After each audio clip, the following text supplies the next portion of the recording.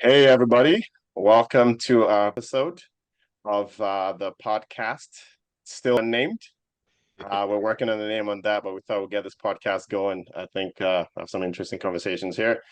So I'll do a little introduction. We'll talk about politics, the immigrant experience, sports, shooting the shit. Obviously, Kwaku, Dre, and myself, we know each other personally, and we thought, you know what? Why not have a podcast? Have a good time with it, but also just use it as an opportunity to reach out to audiences and share just some of the wealth of information and knowledge we have, and just learn from each other. And hopefully, someone finds this interesting. So, before we start the podcast episode today, maybe Dre, you want to do a little introduction of yourself, and then Kwaku go, and I'll go after that. All right, so my name is Andre Glean. I'm a Grenadian Canadian. So born in Canada, raised in the island of Grenada. I am a father, an engineer, You were born in entrepreneur. Canada? Yeah, I was born in I thought you were Calgary. born. I thought you were born in the Caribbean. No, I was born in Calgary. Oh, so you're a fake. Because in and You're out. a fake Canadian. Okay. Man said fake. So you're fake. Okay. But and I grew up in the island, came back here to continue my education, got my diploma in civil technology, went on to get my university degree. I'm a working professional in civil engineering.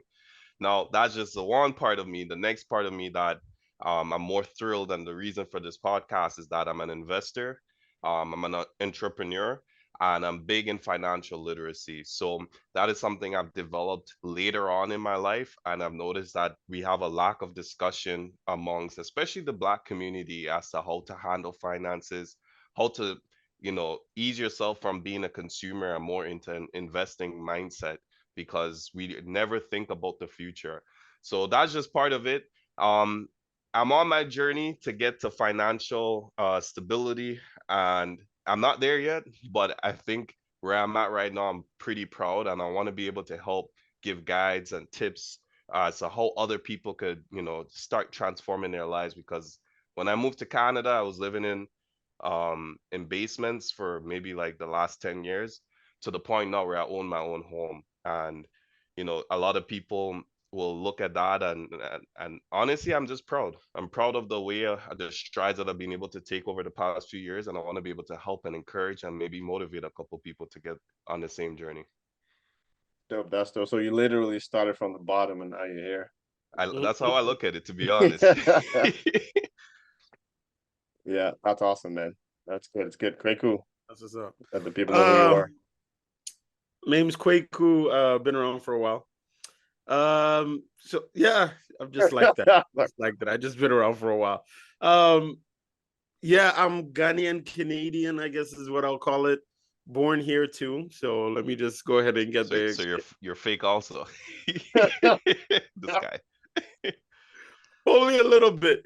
Grew up in Ghana from the age of 4 to 14, moved here at 14. Got my university degree in business law with a minor in philosophy.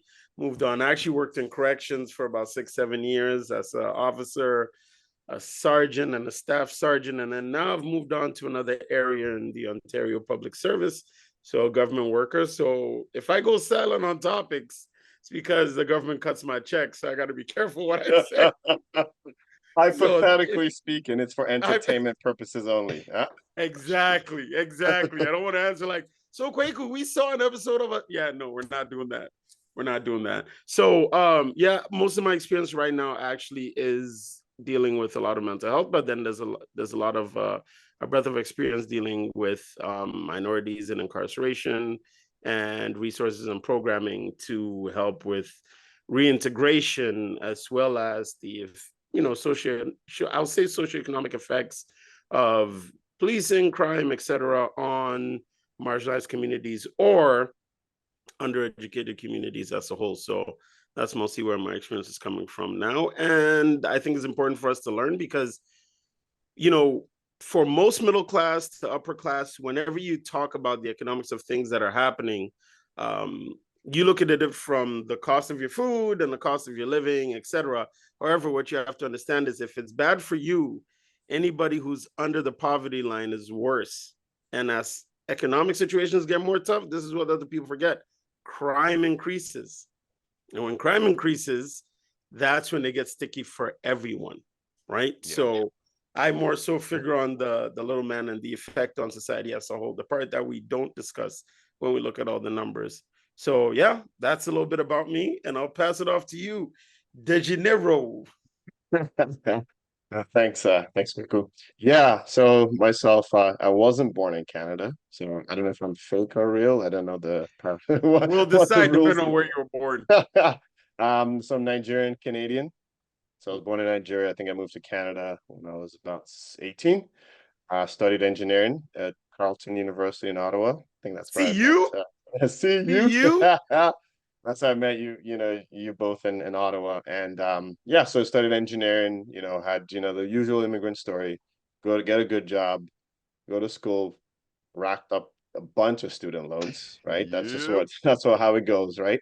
And yeah, so started my career as an engineer, and it was interesting because as I was sort of growing in my career, I started to understand like, hey, what is there more to the rat race of just working and paying off your student loans? Is there more to it? And I think for me, that's kind of when my eyes started opening into like understanding how to generate wealth and how to have a mindset of eventually freedom, whatever freedom looks like to you. Freedom could be for different things for different people. And so starting to get into help people understand how to build wealth. And for me, real estate was one of the things that first I didn't even think I would ever be able to buy real estate. When I bought real estate years ago, one, probably because of student loans. And then my credit was absolutely shit. I had to go work in the US while my credit was being rebuilt. My credit based off like my student was on my cell phone, my student loans, essentially. And so, but just understanding how to build wealth and just getting that mindset of like helping, especially our communities, our immigrant communities, Black communities, understanding just on like Dre said, literacy and understanding how wealth works.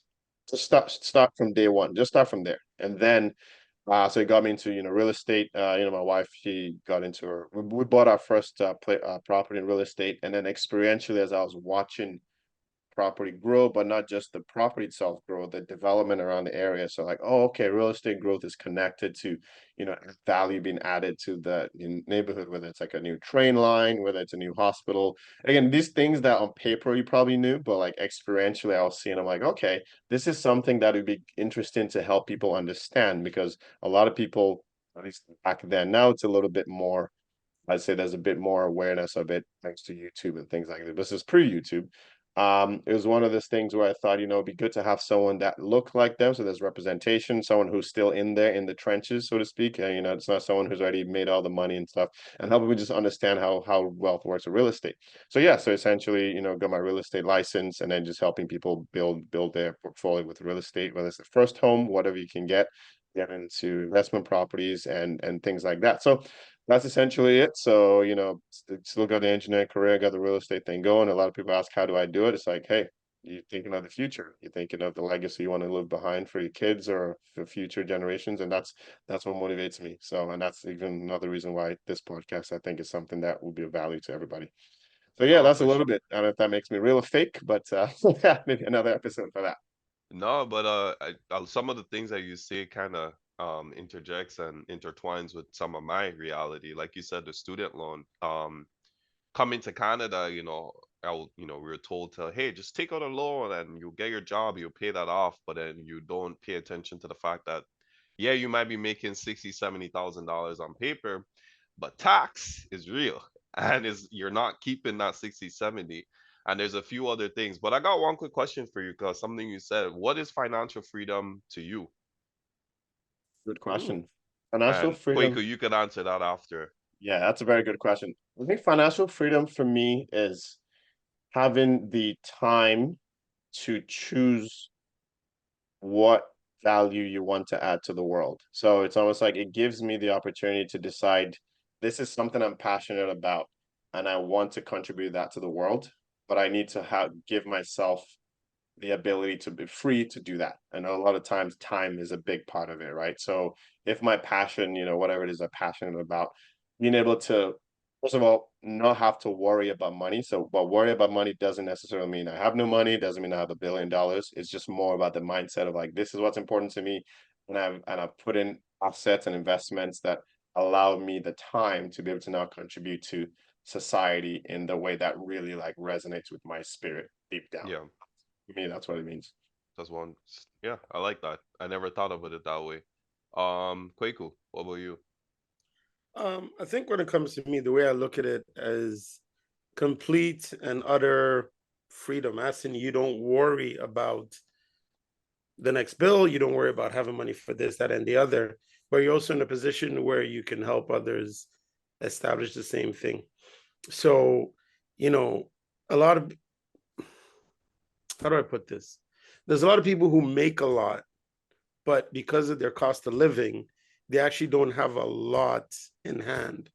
So there are doctors who, yes, they're pulling 500K a year, but after the cost of the dinners and lunches they go to, the Lamborghini that they took out on loan, that they're paying off, and then they bought a $3 million house, things of that nature. So end of the month, when it comes to it, yes, they make a lot, but they don't have a lot at hand. I think when I think financial freedom, I think you have enough disposable income where whatever comes to mind that you want to do is possible. And you're in a position to be able to invest and move forward. So you don't count pennies in any way, shape, or form That makes sense. because you got it. I would say, and I've been reading about this recently, is that, and the way I'm trying to view financial freedom, and Ray, you kind of pointed a little bit to that, is that time is our greatest asset. So when you could be in a position where you don't have to worry about money and you can literally do whatever you want with your time, that's along the path to gaining financial freedom. But to me, it's like when your expenses, or aka your burn rate, is less than your passive income. So when you have that passive income that is exceeds your burn rate, your expenses, that to me is what I view as financial freedom. Because I know I tell people, like, I'm trying to retire early, and it's not, well, let me rephrase that.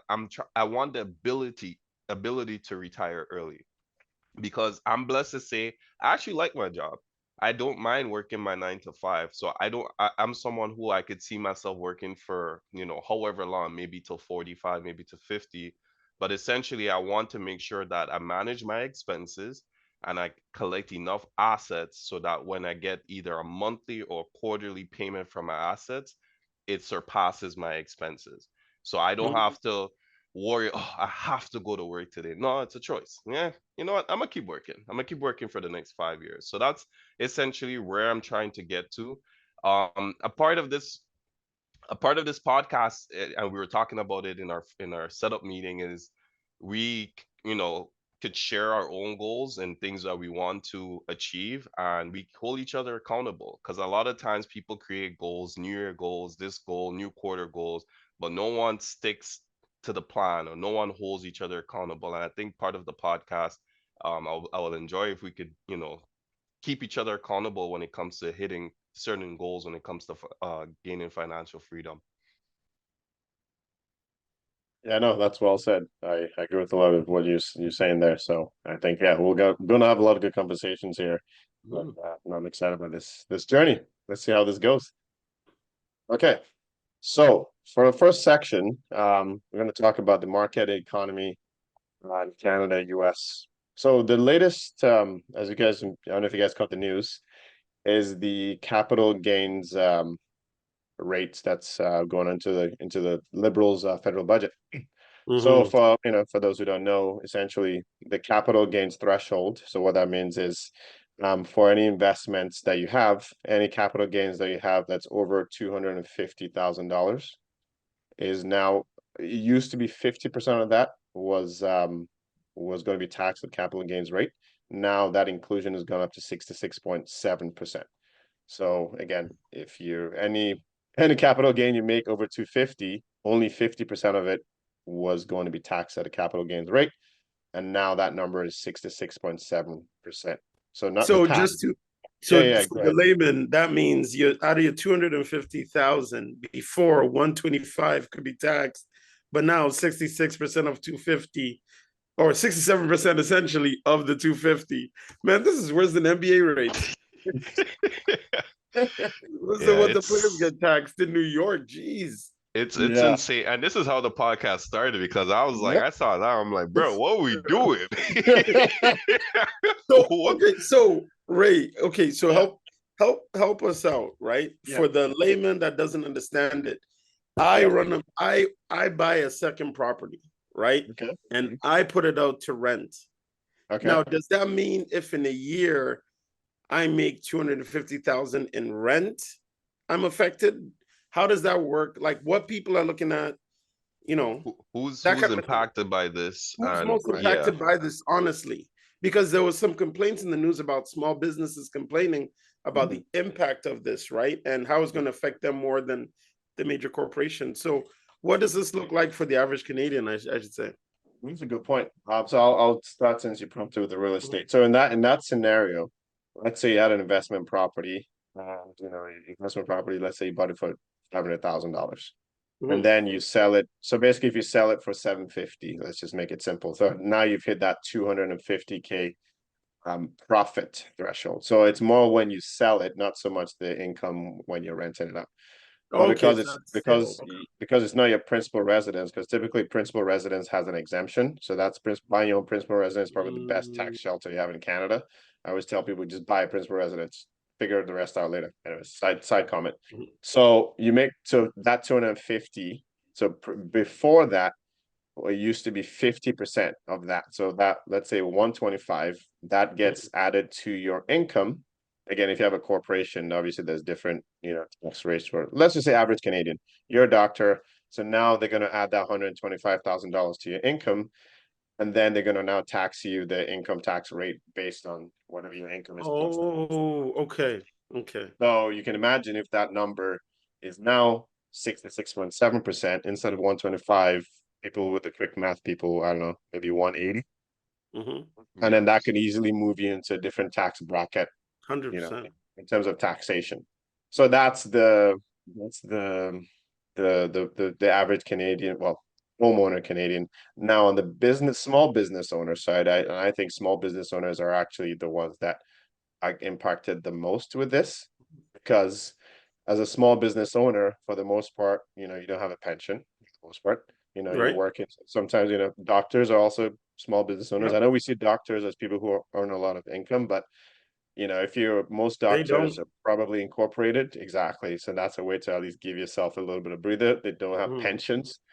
So most doctors, their exit strategies essentially, they worked for 40 years and then they will sell that business to a new doctor that's up and coming, because that doctor just plug and play, they buy the business, they don't have to start from fresh. So I most didn't know that. doctors and other small businesses I as didn't well, know that either. that Mm-hmm. is their sort of exit strategy, kind of like pension plan, right? Mm-hmm. So now they're getting taxed a whole lot more.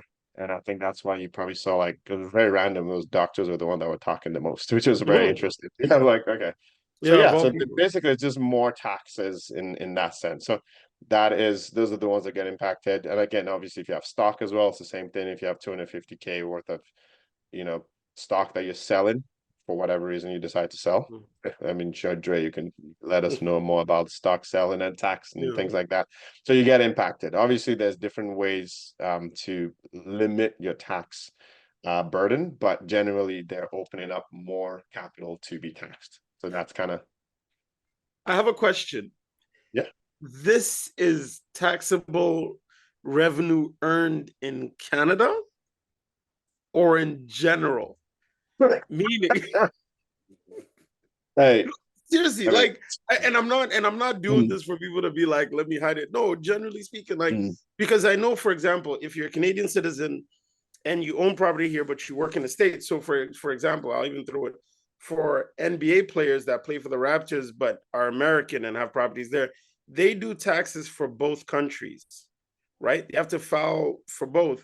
So this is why I ask when I know for the Canadian government, wherever you earn, when you do your taxes, there's an expectation that you file with all revenue earned mhm. being stated, Right. right? So that's why you Yeah. can't go, even if you go work somewhere else, the minute you come back, they'll still ask you. So, what does this capital gains tax affect people who are earning revenue? Say, for example, somebody has a rental property or a resort in their home country and they're making money there. Will this impact or it doesn't? Ray, do you want to take that, or I can? I believe, well, I think it's based on the country, right? So for Mhm. instance, if I was to have well, if I have an apartment building in Grenada and I'm making revenue there, that tax won't be applicable to my Grenadian asset because it's registered in Grenada. So taxes filed in Grenada will be applicable to that country. So I No, don't either. think, Okay. no, when it comes to the basketball situation, I think the Yeah. basketball players will get impacted by that because their revenue is obviously in way beyond that 250 Right. ballpark. Yeah. So, and that's the other thing why a lot of basketball players don't like to play in Canada Play because here. you get Hmm. taxed twice. Um, it was interesting to see that the US followed up I think the next week with the same, basically the tax rule. Hmm. So one of my issues with the whole taxation part, I know, folks would say, well, the average person, me and you, won't, it's not applicable to us for the most part, unless you have a hefty real estate investment portfolio and you're trying to offload some assets. But the average person doesn't have it. However, if you're looking from a growth perspective in terms of Canadian GDP, like the economy is not doing as well as, decades ago. So when you're increasing capital gains tax, you're kind of telling investors, hey, stay away. And that's the Hmm. part that I don't understand because I'm trying to figure out where's the growth going to come from the Canadian economy. I could see that the US is actually doing way better when it comes to the interest rate impacts. The US isn't as handicapped as Canada is when it comes to how interest rates affect us. In Canada, the majority of our wealth has come from construction and real estate. And our real estate policies is a lot different because in the US, you could get a fixed rate for 30 years. So a lot of Yep. people got fixed rates at 2%, 3% for 30, 25 years. However, in Canada, yeah, you get that 30 years, but you have to renew every five Every years 5 years. or Yeah. every 3 to 5 years, whatever it is it may be. So Mhm. our economy is like really directly linked to this interest rates. Now you're increasing capital gains tax. So I'm kind of worried. Because when I saw it, I'm like, are they trying to force Canada into recession? Because that's what it's trying to give right now. And I just read an article just last night. There is a new, and obviously I'm in construction engineering, but there is a new highway that's going to be built. I think it's Highway 413 that's going to, link region appeal and different areas. And one part in that article that was very interesting was the fact that they said Canada loses billions of dollars in lost productivity due to traffic congestion. And that was one Hmm. of the main reasons. So I'm like, we're always stuck in traffic. Hmm. Our income taxes are crazy. We still get taxed really high in Canada. You're now you're now deterring investors from investing in Canada. Hmm. I'm like, where's the growth coming from, guys? Like, I don't know what I'm missing here, but it just seems like potentially, and I don't want to be the doom and gloom person, but potentially I feel like we're going down the wrong path in Canada. You can see the AI boost in the States, hence the reason the stock market is actually be doing really well. Microsoft is increasing earnings, Google, Amazon, Apple just had earnings today. They're all increasing revenue and they're all doing good. But however, the US economy is not the Canadian economy. It's completely Hmm. different. So I'm just more worried about, is Canada heading into a recession? Could that be intentional? Right? Looking at it from an economic standpoint, does it make sense? Because I know recessions in a lot of way, and you can correct me if I'm wrong, recessions in a lot of way can also work as market resets in a Yep. sense, No, right? you're 100% correct. And this is what I think. I think they are trying to force it because the Okay. capital gains tax didn't make any sense to me because the reasoning that I saw was they're trying to create more opportunities for new homeowners and stuff like that because they're trying to force people to sell because I think they have until June to sell before this tax law hits. It kicks in, yeah. They're trying to sell people, but as for someone who just worked for a developer in the housing industry, this won't help. A lot of the times, I know developers right now who are trying to push projects out, and the biggest obstacle they have is the government because the government Mhm. aren't approving their plans. The Yep. government are delaying projects. So you start, and then you guys might have saw the debacle recently where they had to reverse the greenbelt decision where they had Right. opened up some lands for the greenbelt and they had to reverse it. That's taking supply out of the population. So some of these things I'm seeing doesn't make sense to me. And then, like you just said, I feel like I don't want to say because I don't want to be the doom and gloom guy, but I feel like they're trying to push us in a recession because we had that major market boom. And I feel like they're trying to get us to a point where it's like, okay, let's reset some of these prices here, and some things aren't making sense. But I don't know. I would hope not, but that's what it's kind of looking like right now. Okay. Question though. Do you now, in terms of the way the capital gains tax works, Ray or Andre, can that cost be passed on to the consumer? Because usually for most Of companies, it's course. okay. So how would that look like? What would that look like for Canadians? Like, how would you pass that cost on for the consumer? Okay. Where would they see? I can Yeah. talk on the real estate side of things. So Mhm. if you think of it from real estate, so anyone, for the most part, I'll maybe make some generalizations, but most people who have equity of at least 250K in the property, they made a good decision at some point, or whatever you want to call it. They've saved it. So they do have resources. They're, for the most part, not the average, but so one, the immediate thing I'm thinking as a real as a person is like, you just don't sell. You just Yeah. don't sell. Like, you know what I mean? Like, that's, there Yeah. you go. Like, strict. So let's say you were thinking of selling, again, I'm just thinking of you thinking of selling that investment property, you wanted to do other things, you just Mm. don't sell, so you hold on to it. So then that's one less home in the Boom. supply for someone to purchase. Mhm. So again, I know it seems like just one and one, but really the aggregate of the market is exactly that. So you're like, maybe I shouldn't sell, or you find different ways. There's different ways people can do things. They could do a refinance on the home. That's Mm. another way to, refinance. If you still earn an income, you refinance and then pull some equity out of the home and tax-free equity. Like, you know what I mean? Like that's again, so they just now Okay. turn their home. Which is kind of what they kind of are, like your home is a bank in a sense, but now they're gonna, for the most part, I can see people doing that. I guess people who are savvy, they would basically just kind of refinance more on their home, then use that money for whatever they want to do without actually selling the home to now trigger the tax implications. So again, think of it, less things to be sold. And so ultimately that will result in prices staying the same or making it harder for people. So Or going up. yeah, all going up. So it's a very interesting one from real estate, but again, I'm thinking other assets here. You have similar things as well. It's gonna Mhm. actually keep. It's almost like if you're not in, it makes it harder. Let's Right. just, you know what I So mean? it's Like, so yeah, it's another barrier to home yeah, ownership for people because yeah, yeah. yeah, So I got a question, Ray. I don't know if you know the answer for this. yeah. When it comes to the capital gains tax, let's just say, for instance, I own a business and I'm selling a good or a product, whatever it may be. If I was to make revenues over 250 or 250 or more, would that capital gains tax affect that revenue being taxed? So, so this capital gains is when you're selling like the business, or like a stake in the business, right?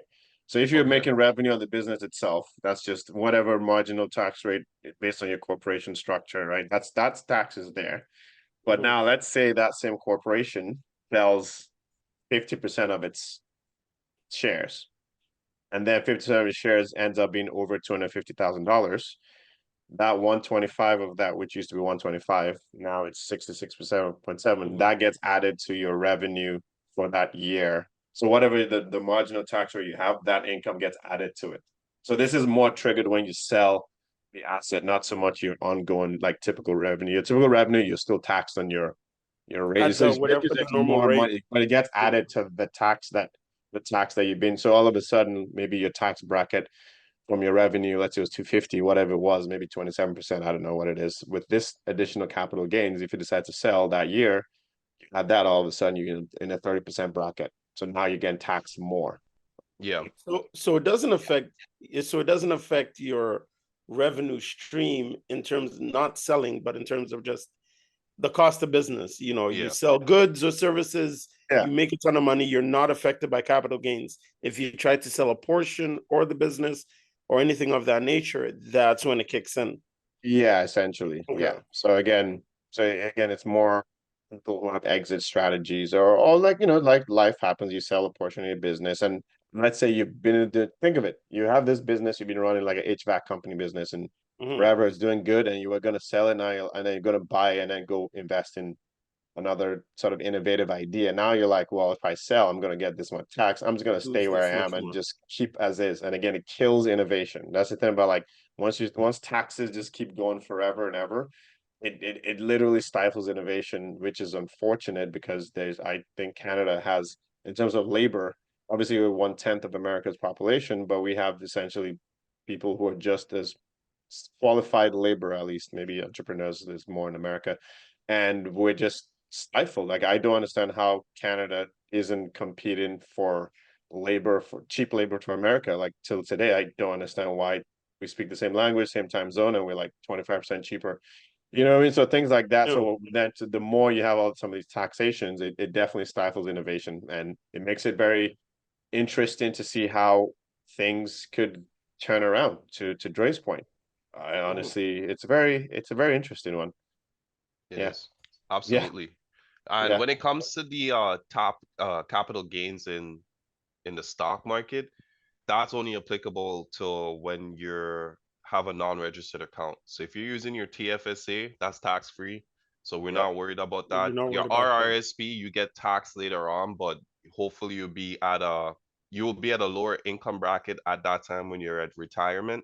So you could start strategizing way in advance as to okay, how I'm going to start my withdrawals from my RRSP so that I'm not just getting crushed in taxes. Yep. So using your registered accounts is ideal, and that's where, you know, I'm also in the social media world. That's where I try to get information out there. I'm building a community right now with a few Canadians and Grenadians as to how people can start their investing journey throughout the whole um this whole debacle of life. Like it's actually quite insane because I've only recently started learning how interest rates impact our lives. Like the last, I want to say, year and a half to 2 years is when I start understanding, like, oh, so the whole time we were in a low interest rate environment. Now we're in a high interest rate environment. Now your credit card interest rates are going through the roof. Your line of credit interest rates are going through the roof. So if you're just continuously taking debt out and putting it on credit, you're getting crushed right now. And that's one of the main things I'm working on right now is to cut down my debt as much as possible, especially on these credit lines that have higher interest rates right now. So you start to realize like you got to be somewhat educated so that you can maneuver through life without, if not you'll just be getting crushed. You start realizing like you're getting charged $200 a month in interest payment and you're only Yeah. able to cover your interest payments on that. So it's just something to be mindful of, you know, right now in this economy that we're in. And I don't know, it's quite interesting to see how things are playing out right now. So Yeah. No. do Right. we run the risk of people losing businesses? Like, what's the fallout? Is that a risk? Or is that just that's far-fetched, won't happen? What's the, because if we're increasing that tax rate, there may be a lot of things companies or big conglomerates will be willing to do just to avoid it and can do.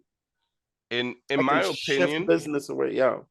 I think let's stick with Canada. In my opinion, I think small businesses are getting hurt the most, especially for the ones who, you know, just recently started within the last year or two. They're getting impacted the hardest. Because if you had taken out a loan or line of credit to get going, now you're paying more. Now Canadians are spending less because inflation, the increase in inflation is nuts, right? So they're spending less.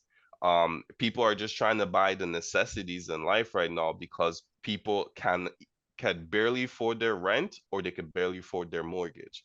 So I've noticed a few of my neighbors actually creating side entrances so that they could rent out their basement Basement, apartments right yeah. now. Because a lot of people just can't afford their mortgage payments because of how it has increased over the last 2 years. So I think small businesses are getting impacted the most. The reason I don't want to get on the doom and gloom topic too much with recession is because the only way you could really get a full-blown recession is if unemployment ticks up drastically. And right now, people are still employed. So that means people are still paying their bills, but they're not spending as much as we were in 2020 and 2021.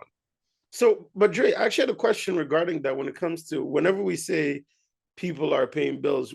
So, from what I understand from the statistics collected, unemployment they don't clarify wage.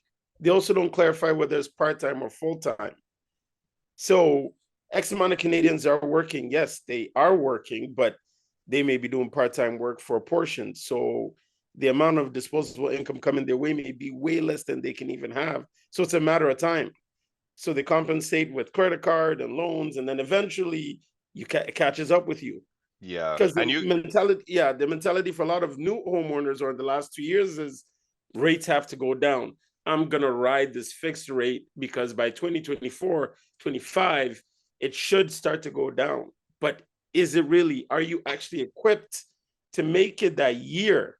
Right? Is the question. And things happen. If you have a family, everything's fine. Then tomorrow you wake up, your kid needs this, you need that. You had a car accident. Now you're paying $5,000 for the car, which you didn't anticipate. And then now everything is, messed up.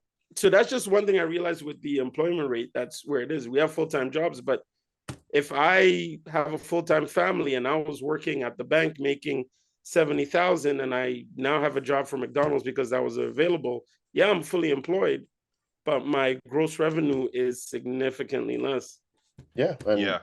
just to add to that too, like if you now think of like long term, so exactly that scenario, you're working for now, but for how long? Eventually, that one you can't even keep up with the rate of cost of living Mm-hmm. because of your salary. But let's just say now opportunities to like whether start a new business or get a higher paying income, but that gets killed because one, you're killing innovation. Companies, the people who are innovative are like, Canada is not attractive because ultimately Boom, I'm you out. need innovation to create opportunities and then maybe new industries, right? But so when you kill that, it's like you're kind of stuck where whether so you stay at that 70K forever if you even keep the job because AI would come and destroy jobs, right? That's true. So you and you create new ones, but you're kind of stuck there, right? So again, the point I think is like over taxation as it gets more and more and more it stifles innovation and then that kind of works its way down. And then another thing we haven't even talked about, which is a completely different episode, we'll talk about it later, is like this taxing. Okay, we pay more taxes, that's great, but how is it being spent? That's a Yeah. completely different Oh, episode.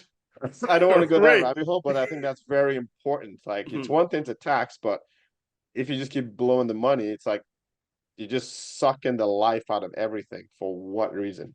That's a Yeah. completely different episode, but we'll talk on that. So the other thing I wanted to point out here is, and I think is a misconception from Canadians, and I was listening to a CBC report that was talking about this. The capital gains tax is what it is. The idea is that you pay more. It's the same thing that we keep hearing. We're going to charge the rich more. The average Canadian is going to be fine. Question: how do you collect it? Because, and I'm going to use the States as an example. For the States, the way it works is, and it's not completely legal, you can move a portion of your revenue. And Ray, correct me if I'm wrong, you work there. Depending on how much you make, people move this all the time. They move portions offshore so it doesn't reflect in the overall profits. My question is, Canadian companies, the big ones, the ones with the ability to do so, how do we guarantee that they could actually collect this tax for them?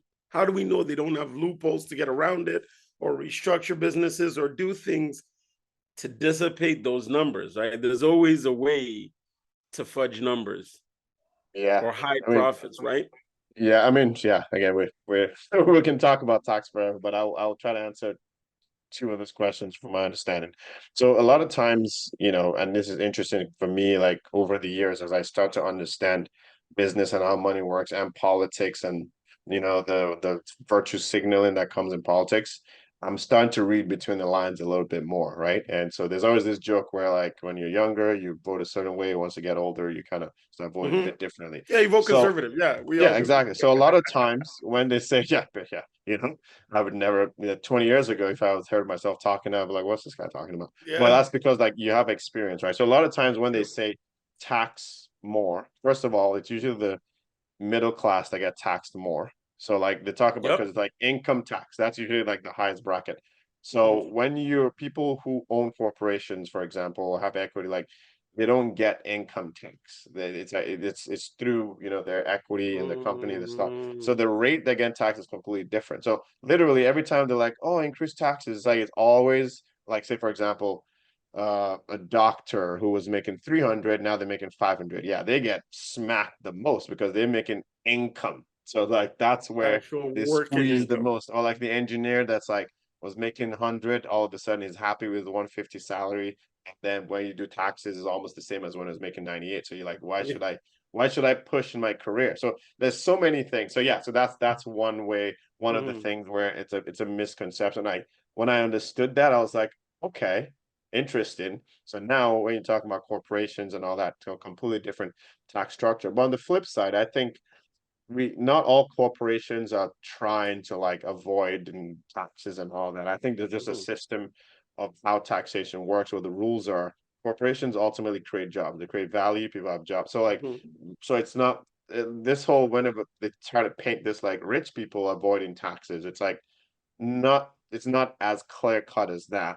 There are people who are doing unscrupulous things, but you're going to have that in anything. You're going to have that someone 100%. who's making $30 an hour who's going to steal a loaf of bread off like wherever they work at, right? So I think once you start to understand sort of like a lot of times in the news and politics, they try to conflate those two, and then we're like, oh, anyone who's rich must be taxed. And then we're thinking of billionaires, but But like it's not billionaire them. doesn't make $1 billion income. That's not how it works. If not, they'll be taxed like 98%. You know what I mean? So once you start to see those differences, first of all, then you understand income tax and taxes on corporations. And then you can understand, like say, when you own your own business, because you have expenses related to the business. So then you write down your income. But again, if you add in value, that is essentially your tax to society, is the expenditure that you're creating, right? Again, philosophically, so that's how that works. Of course, you can't. Some people are evil; they want to squeeze it out. But again, even that's like I think sometimes maybe even I use the word evil. I think it's just sometimes some people just have a different opinion about what direction. It's almost like they'll rather have control over the money than have the government tax it, and that's kind of what that 100%. is. Very interesting. Yeah. Good chat. We talked about that for a while. Do you want to talk on? We got 5 minutes. You want to move on to the sports segment, and we'll do that now, and then super run out, and then we'll do the one more video. All Yeah, right. we can do that. Okay, so I'm gonna redo this intro to the sports segment because I'll And then chop this cut it part up. up. And Yeah. Okay. it's crazy. We Perfect. talked about that for a lot longer than 10 I minutes, but I know. think It was good. It I was was good. people like, bro, we're realize talking about taxes. I know. tax, Then we're talking about tax. spending. We're talking about Yeah. tax. The spending is like a whole different conversation. We'll be here Yeah. like till eternity. But I That was guess good though. that's also good because it means we're learning how our flow goes. So Yeah. Yeah. okay, this takes Yeah. longer. So yeah, okay. Yeah. So you want Okay. to do So let's sports? let's Yeah. let's do the sports one. I think sports is the main way. Yeah, we can do sports. We can do that in like a couple of minutes, and then I'll do a new invite, and then we'll do the rest. Yeah. Yeah. Okay, Okay. perfect. So enough of taxation. I want some lightheaded. So sports, man, it's been a wild NBA playoffs. Like what's been going on? Like people just getting swept. What's going on? There's no competitive, only one. Tell me. No, I don't think it's not competitive. I just think the way the matchups broke up, it's Mm, advantageous. It's lopsided. So two things I think are happening. One, and you hear it everywhere, but I think it's true. It's the changing of the guard, It is. right? So LeBron James is out, lost in 5 games to the Denver Nuggets. You have Steph KD. Curry not even making it. KD getting swept by a team that they swept during the regular season. So now the faces you're dealing with are Jason Tatum, you're dealing with Shai Gilgeous-Alexander, Jokic, 29 and under. Ant-Man. Ant-Man, who, listen, side note, I'm going to say this, and I'm just saying this. He's my favorite I am, player. I am convinced that his dad is Jordan. I don't care what anyone says. 100%. 100%. It's his father. No, 100%. Yeah, it is his father. No, So, and I think I heard about this recently. It's like this is the first time in the last decade or 15 years or something like that where you don't have LeBron, Steph, or KD in the NBA playoffs. yeah. And it's crazy to see, to be honest with you, because you look at a team like the Lakers and Kweku, Lakers for life. Listen, And yeah. we'd play well against older teams, but once we play these young boys, We can't keep up. it's over. Like You our games are really close and really competitive, but we just can't keep. LeBron is 38, turning can't keep 39. running. He can't do it like he used to. So it's fun to see, especially Ant-Man, bro. Anthony Edwards he's Oh, that guy, bro. hands down. Oh my Hands gosh, down. it brings excitement to me when watching him play because I kind of like the old school basketball. So you can see he gets in the post and then he would do, turn around fadeaways, or he'll just dunk it on you like Yeah, because he we're, can we're fly. yeah, we're so used to seeing Steph just shoot threes and everybody shooting threes, but he brings both aspects of the game. Like he could shoot the three, but then he'll still dunk it on you if he needs to. But it's been an exciting playoff series thus far. I got Timberwolves, to be honest with you. I think the length You think of they'll go all the way? yeah, I think the length of Karl Anthony Towns and Rudy Gobert against Denver, I think that will create a lot of Affect. issues for Joker, because that's how the Lakers won in that bubble championship, because you had JaVale McGee, Anthony Davis, and Dwight Howard Yeah. just Yeah. giving him constant pressure. Yeah. No one in the East. I'm not worried about the East. The East is just they're useless. It's all Participation medal. yeah, like Essentially. yeah, I don't got Jason Tatum doing anything. Like we've seen this story before. It's whoever comes out in the West, as long as they can stay healthy, that's what I think is gonna take it. Legit. Yeah. No, that's a valid point. But this is part of, I don't know how the NBA does this, but it always seems like over decades, the West is also greater talent. It's had greater talent. It has more superstars. It has more of a draw. So because you're exactly right. When you talk about the East, it's the Bucks, it's Boston, and then everyone else is free game, from the Sixers, the Miami, whatever it is. Nobody else holds it. The one thing I will agree with you on is with the young groups. I realized this when we played the Pacers. They go at such a fast pace. It's such a fast pace between how they move, and Halliburton has the ball shooting and it's gone. Even with Siakam going over there, our older teams, the teams that need to do the half-court game, they need to set up and then execute, have a very difficult time dealing with these teams that just boom, and then they're off on the ending. So I actually agree with Andre. I don't think Denver will go all the way. I think they'll come up against and have huge problems against Minnesota, because everyone's healthy, and I think they're going to crush them. I think it is, and I am very happy because essentially every Laker fan, I think, is basically the Minnesota Lakers. We're going back home. I've never looked at such disdain over a Canadian. I can't stand Jamal Murray, bro. This man's just hitting dagger after dagger every game. Pain like, of Lakers existence. Man.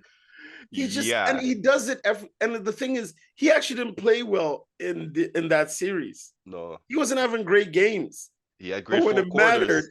Mattered, oh man, this man crushed us. But okay, so for everyone, who do you have going all the way? Who's your finals matchup and who's winning? I think it's a Boston Minnesota finals. Ooh. Yeah. And Minnesota's taking it? Minnesota's taking it, bro. Once you got Ant-Man, bro, I watched that guy play and just destroy KD. I'm like, oh my God. Ray, what say you? You know what? And yeah, East Coast, no one on the East Coast is going, but like out of the East Coast is Boston. I mean, behind Miami, it was just painful watching yesterday. It was just disgusting. Yeah. They were down 40 and then they just stayed there. I was at the gym and I was like lost the weight. I was watching the score. They it was just, but honestly, because again, I just been paying attention to Minnesota recently. I'm like, I think so. I think Minnesota, Boston, and I don't think anyone on the East Coast is going to be able to beat the West Coast team, no matter what West Coast team gets there. That's what I think. Yeah. I've always wondered, why don't we see OKC as a true contender? They have a great team. Experience. They have caused problems. I mean, they dealt with the Pelicans effectively, even though Fat Boy wasn't playing.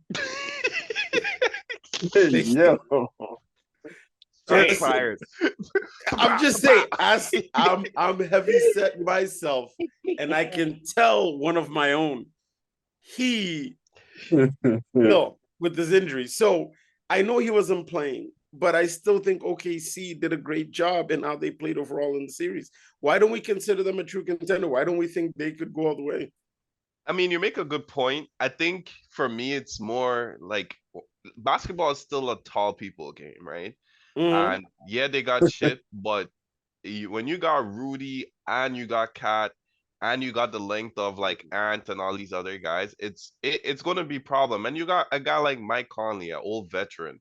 And I Yeah. think when you have somebody like Mike Conley who's leading it at the point guard position, who could get guys the ball in certain places, or if he's like, yo, let Ant take over the game for this next quarter, that makes a big difference. I don't think OKC has that level type of experience on their roster yet, Mm. and they might have to go through and we'll see. Like we could all be wrong, and then OKC might just take this championship. But I think Mike Conley, as seen, has played a big part in the development of everyone. And I like the fact that Ant-Man challenges Cat all the time. Like, All the time. stop being in foul trouble. I need you to do this. I need you to be more Mhm. aggressive. And Cat didn't have that person before to demand more from him. So Not even Jimmy Butler could get him to do it. not even Jimmy Butler and Jimmy, but you see, Jimmy's leadership is different compared to Ant because Jimmy will just embarrass you as opposed to like, and not everyone reacts to embarrassment. Like Yeah. people don't like that. So when you got a guy like Ant who's encouraging you to do better, it's a lot different. So Jimmy has that old school mentality where he's just like, what, yo, Don't want to do bring it. the third stringers. Let Yep. me beat all these guys. Let me show you guys. And that's not the best approach. Yeah, that's the NBA players as I take on it. So, I mean, there's other sports, right? Anyone following the NHL hockey playoffs? The what? Hockey playoff? No, Pardon? is it just what? What? Black people play hockey. I didn't even know Um, they had playoffs for hockey. Wow. Okay. listen, Hey. I can't follow that tiny puck on all that white ice. I said I'm Have you Grenadian guys seen the Canadian, but documentary? Yeah, What is it? Cool and Nice or whatever? Like, Cool Runnings was no, the like the goal. history about like black people in Canada actually was what made hockey very interesting. You guys know about it? We mm, played Like in hockey the back then. yeah, no, legit. I'm not serious. You never heard of this? No, I know Indigenous people played a huge part. I No, didn't know black we did people, like too. back in the day, like black people were part of the reason why hockey was actually interesting. Like a lot of there was like black people that played, especially a lot of Americans that moved to Canada in like the 1850s or something. So they set up like prairie leagues, Alberta, all that. Yeah, totally. I'll send you the Yeah, documentary. I mean, it's gone the other direction now, but you know, like it's yeah. So it's hey, a I was one just saying that's it's my a one sport black people didn't dominate. no, we didn't. You know why though? And I'll say it. You know why? Do you know how expensive hockey is? yeah. You know, Hockey has to be comes down to. I think it's that than football, if anything. So yeah, yeah, we ain't paying all that. Go yeah, outside, get fair a enough. basketball, bounce the Yeah, shit there's out of like it. a whole like Negro hockey league that like teams in Canada were a big part of actually. So it's more like East Coast, Yeah, obviously. Yeah, maybe that's another topic for another conversation. yeah. Yeah, The more you know. yeah. Yeah, no, that's good. No, that's good, man. So yeah, I think Hockey. we've touched on that, and of course, go Arsenal. You know, if you guys don't know, Arsenal's doing it big. We got 3 more games. We might win it first time in 20 years. Just putting the plug out there. You know, This is what UEFA. You might win UEFA Premier or League, bro. Premier League. Come on now. Premier League. Oh, Don't okay. do me like that. No, it is. I mean, technically, they're not part of Europe anymore. But anyways, different conversation. Yeah. But anyway, I just had to plug Arsenal. That's always important. Okay. But Good for Don't you. no, blame it's you. good, man. This has been a good conversation. So, before we wrap up, we just want to get a little bit of, what's any news, anything happened personally, any books you read in, any podcasts, just anything that anyone go. Quick, we want to take this? Um. So Um, so I gotta say overall, I think one of the biggest lessons, and one of the things that I'm dealing with myself too is understanding we grew up, I'll say our generation was one of the last to grow up under the traditional structure of what happens. You are going to go to school, you are becoming a doctor, a lawyer, a businessman. So it's this very traditional sense of how things work. And we've entered a world where you can pretty much do anything, right? You can even if you have a side gig, you can pair two worlds that traditionally wouldn't have met. And I think that's very interesting, and it opens doors. So I think one lesson that I'm learning and I'm pushing for is understanding how to break those mentalities and barriers and really be able to open yourself to what your passions are. We've been kind of structured towards a certain sense of what's possible for you to do. So, to give insight, I work in the government. I have ambitions to grow within the government itself and move on to a different position and go up from there. However, those who know me, I still have a strong, I think the most passionate thing I have is stand up and comedy as a whole. And those two worlds don't meet. Government and comedy doesn't meet because it's just controversy. But at the same time, I don't see why it can't, and I don't see why you can navigate between the two. So, one resource I will give to people, if you are interested in government, especially European and Canadian government, because there's similarities there, there's a site called Apolitical. It is a great resource. Courses, articles, certifications, anything and everything. It covers all areas of understanding and how to navigate government, being part of being a public servant, and also the resources to improve your skills, etc. But it also has stuff on how to balance out your life. And so I think the biggest lesson right now I'm learning and I'm putting towards is do not limit yourself into what you think is possible. Case in point, the three of us are sitting here doing a podcast when anything else in the world will tell us that's not the world. We shouldn't be worried about doing podcasts. It's not where it should be, but here we are. And I think that's the beautiful thing about this generation and the freedom to explore different things. So I think that's the biggest area, to break those mindsets of how things should be and actually going after the things you're passionate about. Try it. Try it. The worst question I think I can think of is lying on your deathbed and wondering what if. I think that's a haunting mentality. So I encourage people, it's better to try and fail and answer that question than not try at all and live with the regret or wonder. That's a harder thing to live with. No, no, that was great, bro. That was really, really good. And it's funny you say that, you don't know how the world of government and comedy could link up, but to some extent, I think the government is hilarious. A joke? So you might be surprised. The things that they're doing makes no sense at all. You're like, what? So I don't know, man. You might actually have a lot of material there that's hitting. Yeah, I don't know. Look a little deeper into that. That's dope. Um, well, as you guys know, I'm still a little bit under the weather, been trying to bounce back from that for over the couple of days, but recently bought a book because there's a YouTube podcast that I listen to, The Compound, where they discuss the different things about the market, the stock market, and financial literacy. And I came across this book, The Algebra of Wealth, A Simple Formula for Financial Security. So it's a book I just started reading. I'm not too deep into it as yet, but basically they want to give we've been so used to the old way of how to gain financial security, but this book is supposed to take a more modern approach.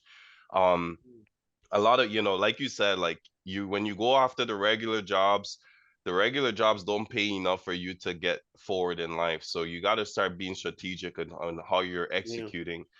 Me being an engineer was not by chance. Like I was looking for a industry that I know that will pay a lot, and I understood how the Canadian infrastructure is underdeveloped and how it has a lot more growth to get into. Mm-hmm. So being strategic as to what careers you want to get into, and linking, sometimes for me, I'm taking my career to try to fund my passion. My passion isn't engineering. My passion is being an entrepreneur, someone who is looking to acquire as much assets as possible, and someone who's looking to limit the amount of liabilities that I have. It's not an easy process. It's hard. Nothing good in life is easy, and that's just, we have to face reality. But once you're consistent, and you're doing your due diligence and you're doing your part to get forward, I think eventually things will play out. But one thing that I am working on right now is paying off my debt. I have a, you know, since purchasing our home, we've racked up quite a bit of debt because we were, this is another conversation for another podcast, but basically we bought a pre-built and we were just in a economic storm, let's put it that way, because interest rates started going up and we couldn't close and everything like that. So that in fact that impacted us financially. Thankfully, we didn't purchase a property that was way out of our budget. And that was something we were mindful of, because if we had bought something, you know, $1 million home, then probably we probably would have to sell this house as we speak. So, you know, I'm looking forward to more podcasts. This is just the first one where we could, you know, discuss different things, different tips, different things that we could do to encourage each other to keep pushing and to, you know, to get to that financial freedom journey. You guys understand I'm very, very, very passionate about this part. So I want to use my career to be able to fund this so that it could be bigger and I could build a bigger community, and you know, we could all get to that point where in the next 10, 15, 20 years, you know, we're not worried about money, we're not stressing about any of this other stuff, but we're in a better situation. Well, Facts. that's good. I love that, man. And that's exactly why, you know, we resonated to, you know, because, you know, we pitched this podcast to a bunch of other people. Three of us were like, let's do it. And I like that. So I appreciate that. Yeah, for me, mine's a little bit kind of like, I kind of stumbled on this one. I think it was the one weekend. It was probably last weekend. I was just at home. It was late at night. I'm like, well, it's on Amazon Prime. And there's this show called Luxury Listings Toronto. Oh And yeah, at yeah, first, I've seen that. yeah. So at first when I watched it, I'm like, oh, I just want to like be entertained, some mindless kind of stuff, you know, like some of the other ones there. And at first, at face value, at first it kind of looks like that. But for me, there was a couple of things that stood out to me that, you know, in terms of the journey of the people on the show. So, you know, all the flashy stuff's cool. But one, I was like, okay, first of all, I didn't know houses like this existed in Canada, and this is Yeah. Toronto, that we all live in Toronto. I'm like, where are these places, right? And so not just the homes, but the, you know, the people who live there, what kind of value they've added to society, what companies they've created. So that's one.